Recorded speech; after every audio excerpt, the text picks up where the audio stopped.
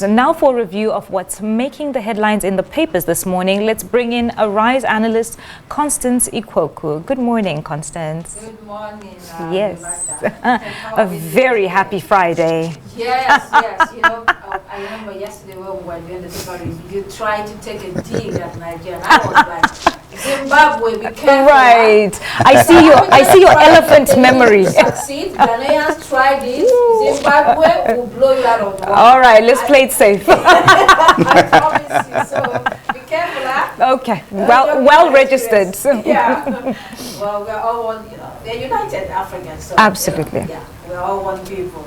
Good morning, Charles. How are you today? Good morning, Constance. Thank God it's Friday. I'm on with Yolanda on that one. Yes, thank God it's Friday. And to look at the papers with us this morning, we have Eniola Akinkotu. He is the Chief International Correspondent on the Africa Report. Hello there and welcome to the program. We'll begin with Peace Day. Good morning. 32 years after, IBB assessed responsibility, regrets annulment on June 12th. Paul, you know, it was his book launch yesterday, and also he launched the Presidential Library, which he hopes to construct in Mina State, in Niger State. And so I was at the book launch yesterday. There were a lot of people. Here's the book. Actually, I got a copy of the book after the book launch.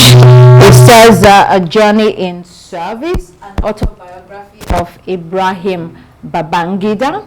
Excellent. And I'm looking forward to digging into this book this weekend. How was the event yesterday? What was the atmosphere like? It was fantastic. I mean, it was the top of the political elites in Nigeria. Anybody that was, you know, everybody that was anybody in Nigeria was there. It was packed. It was a lot of people, and a couple of things that I observed while sitting there. It was a couple of hours event. You know, all the former presidents of Nigeria were there, whether it was General Yakubu Gowon, General IBB, of course, General Abdulsalami Abubakar. You also had General Olusegun Obasanjo, who gave his speech and left, former President Jonathan, and of course current President Goodluck, former President Bola Tinubu. So one of the things I observed was that Abdulsalam Abubakar talked about when they were growing up, when he was growing up with General IBB. They all came from humble beginnings, and he said that General Gowon was the one that persuaded them to joining the army. And so he talked about how they came from humble beginnings. They went to school, and they only wanted to, you know, when they joined the army, become or rise to the rank of captain. And what struck me was that at that time, they were able to get almost free education, quality education, that now helped them to get to where they are. And the question I asked myself, today in Nigeria, do young Nigerians have the same quality, free or almost free education? If we're not having that in today's Nigeria, it means that we have failed the country. And I think it's something that definitely we should begin to think about as a country. And then the second thing was also the book launch. So the chief launcher was Abdul Samad Rabiu, chairman of BUA. He offered 5 billion naira to launch the book. Wow. And then, yes, former General Theophilus Danjuma, he sent somebody and he offered 3 billion naira. And then Aliko Dangote, you know, the world's Africa's richest man, launched it with 8 billion naira. These are billions. Yes, not millions. These are billions. Yeah, billions. And he also said that the Presidential Library is supposed to be completed in 4 years. So he was giving 2 billion every year. And after 4 years, if it was not completed, he was willing to give 2 billion every year, that the project continued. And the question I asked myself, you know, first of all, it shows that there's money to be made in Nigeria. That's one thing. And the second thing is, I think within that context, then no Nigerian child should be going to bed hungry at all. And that means we have all the resources and what we need to lift a majority of people out of poverty in this country. Nobody should be in extreme poverty in Nigeria.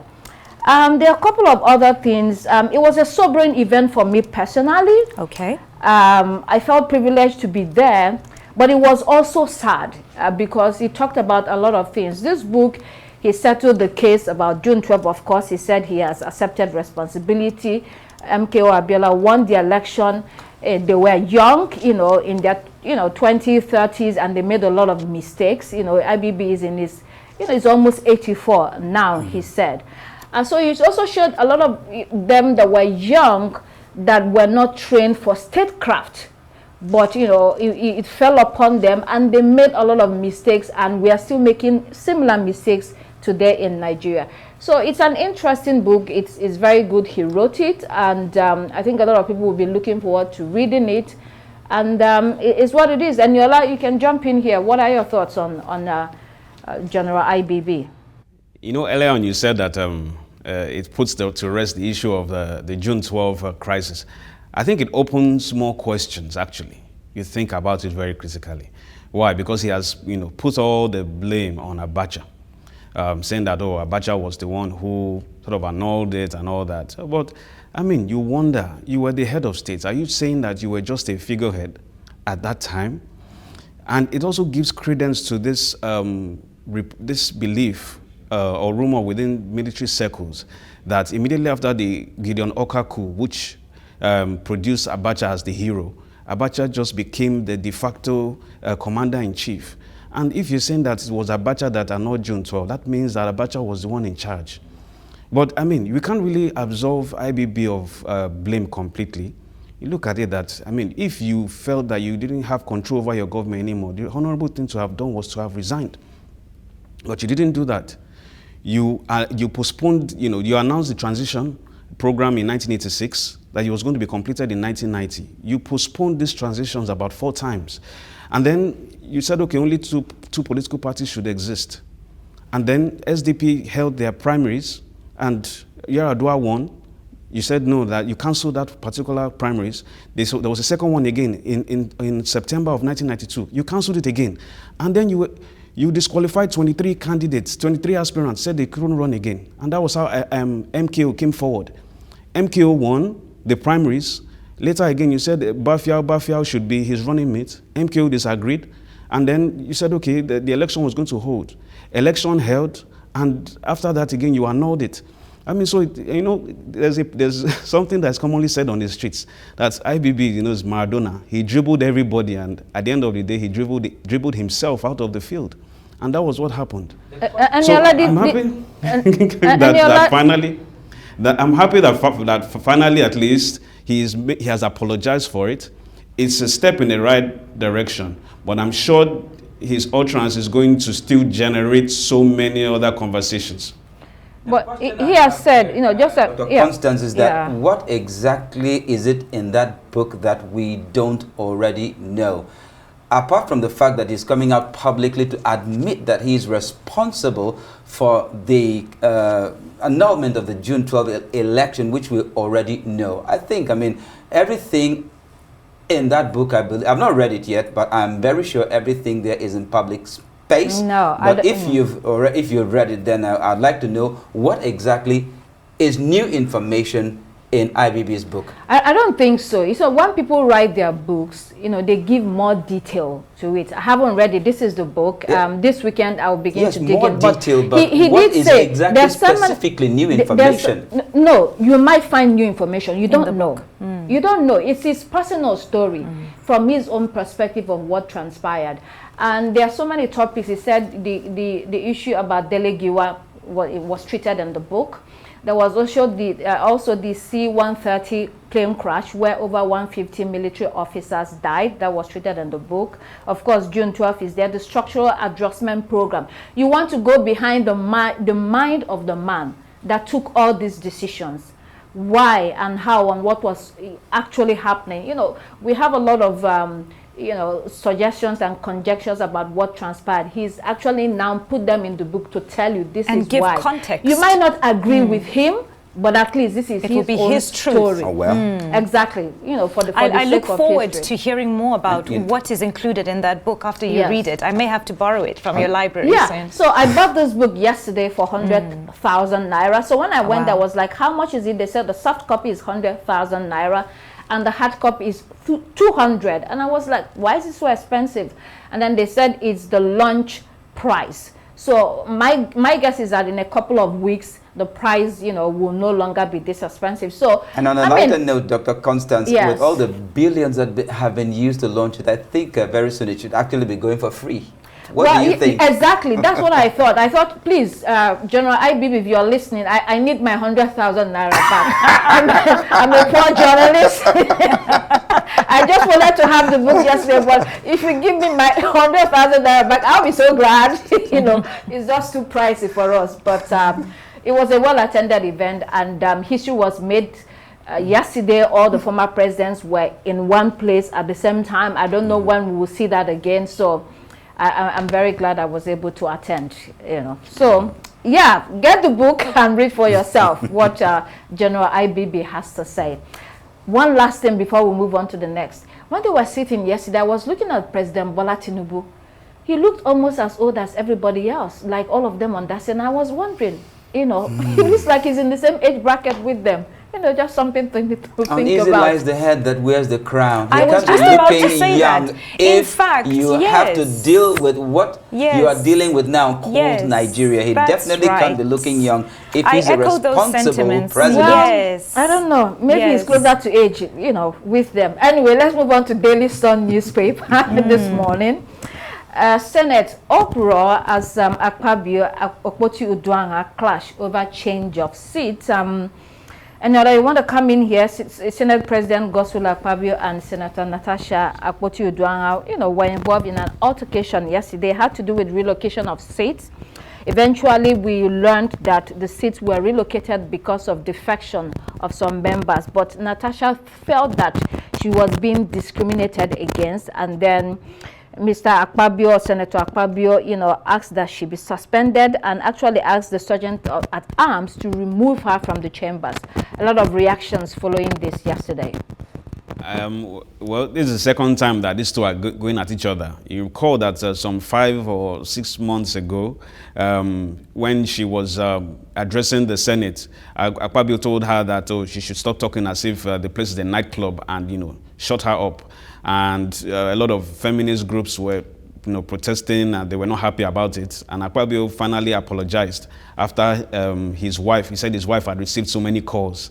So I thought that the relationship between these two would have patched up between then and now, but it seems that there's still some bad blood between them, because how does the issue of relocation of seats, you know, warrant such an exchange on the floor of the hallowed chambers? I mean, so I think both of them need to sit down and trash out the issues between them. So that it can move on. And also, I mean, how many women are in the Senate? I don't think there are more than 4. She, Senator Adebule, and maybe 2 others. So I think the women shouldn't be treated in certain ways too in the Senate. It's the Guardian. Did you want to say something quickly? Yes, no. Ask a question to Eniola, because I mean an analyst of your pedigree should have a little bit more to say about the feminist angle. You know, social media has been in an uproar from yesterday when this happened, and everybody has their own opinions, but I'm curious to what you think from a news analysis type of thing. You know, this marred quite a few people. Oh, well, I think she might have overreacted. And also, Akpabio himself also overreacted. You don't threaten to suspend the senator because he's, you know, protesting over an issue. And you don't call the sergeant at arms to just drag her out of there. I mean, that's really uncalled for. But as I said earlier on, it seems there's some bad blood between both of them before, which they need to iron out. I mean, what is such the big, it's a little issue that could have just been trashed out amicably on that Senate floor. I mean, she was reassigned to another seat without her knowledge. And I think she was protesting about that. There was a miscommunication there. But I think both sides overreacted. And Akpabio too should not forget that he's just, you know, first among equals. He was elected just equally the same way all of them won elections to get there. It's only the senators who picked him to head, to be their head, but he's not bigger than them in any way. You shouldn't forget that. All right, Guardian this morning, FG tells Adeleke to suspend Osun LG election. The local government election is scheduled for tomorrow, so I don't know what's going to happen. Attorney General of the Federation, Lateef Fagbemi, stated this, saying, and I quote, "Any such election that may be held would not only be invalid since the term of office of the elected officials just restored by the judgment of the Court of Appeal will still be running until October 2025. It will amount to an egregious breach of the Constitution, which the governor swore to uphold." Charles, your thoughts on this? Well, the court has already made a pronouncement restoring or reinstating those local government chairmen, and it means that they have to run the complete course of their tenures. That's from the court. And the instruction, I don't know whether to call it an instruction or an order from the federal government to Governor Adeleke to stop the elections. Well, I think from the point of view of the court, it's appropriate, let these chairmen run the course of their tenures, and then when the time is due, you can organize elections. But so much funds have already been expended into organizing elections. I think it's a bit of a loss on the part of Governor Adeleke. But patience is very key here, so that we do not have the major problem of a constitutional breach. That's in Governor Adeleke's interest. Well, when you say loss, it's actually the state's money, not his personal money. So, or should people paying for that? Daily Trust, no evidence, you said, funds Boko Haram, according to U.S. Ambassador. The U.S. Ambassador to Nigeria, Richard Mills, says no country condemns Boko Haram such as the U.S. And so the U.S. has strict policies to prevent the United States Agency for International Development or any other U.S. assistance from being diverted. He said, and I quote, "There is absolutely no evidence that any program funding was being used by Boko Haram. We would immediately investigate it with our Nigerian partners." And Yola, does this put to rest this matter, in your view? It will never put it to rest, because conspiracy theories will always need something to feed on, and this is one of it. And of course, remember, it was caused by the U.S. congressman, the Republican, I can't really remember his name now, who said that the U.S. is actually funding Boko Haram through USAID. You know that a lot of the people in Trump's camp are trying to rubbish USAID because they're trying to cut it, and they're just trying to give a dog a bad name in order to hang it. And that pretty much seems to be what's happening. Well, the National Assembly has invited the service chiefs on this same issue, and they're going to have a closed-door session in the coming days. So we'll look to see what's going to happen. But personally, I don't believe that the U.S. will be funding Boko Haram. It just sounds outlandish, really. This would have put Mr. Mills, U.S. Ambassador to Nigeria, on the wrong side of President Donald Trump, who sincerely believes that U.S. aid funds were actually being used to fund terrorism, not only in Nigeria, but other parts of the world, well, according to the Congressman Scott Perry. So I wonder what will be happening to Mr. Mills as time goes on. I also think that this headline is another way of actually saying, prove it. If you say that something is going on, tell us the names, tell us the programs that are responsible for this. So I see it in a different kind of way, more like, prove what you're saying. And this is a nice response, because it puts the other party on the offensive. Unfortunately, U.S. aid is already being de-escalated. All right. Let's move on to the international headlines. Daily Graphic. 10% pay rise for government workers in Ghana. Minimum wage is now 19.97 cedis. And then on to Citizen South Africa. VAT attack will hurt all in the country. According to a chief economist at Citadel Investment Services, the proposed 2% VAT increase is out of touch with reality and will add an extra 44 rand to a basic food basket for the poor. South Africans rallying against that VAT hike. And then Financial Times this morning, European stocks outshine Wall Street since Trump's return to White House. Analysts say this is due to the fact that President Trump has delayed to put tariffs on the EU right away. There are also a couple of other factors in favor of Europe. A potential ceasefire in Ukraine as President Donald Trump pushes for peace talks, fiscal expansion in Germany, and a stronger economy in France, among others. Yolanda, well, as politics goes, so does the market. Politicians' decisions always influences the direction of the market, as we can say. 100%. And I think I want to touch on a bit of what you said. Earlier, Charles and I had an aha moment when we, when we were listening and reporting the news about Ukraine, because it became very apparent in one of our reports why the reason the fighting and the ceasefire and all of this war against Ukraine has been going on. There was the pressure that President Trump has been putting on Volodymyr Zelensky. It's all about the minerals, the rich mineral deposits in Ukraine.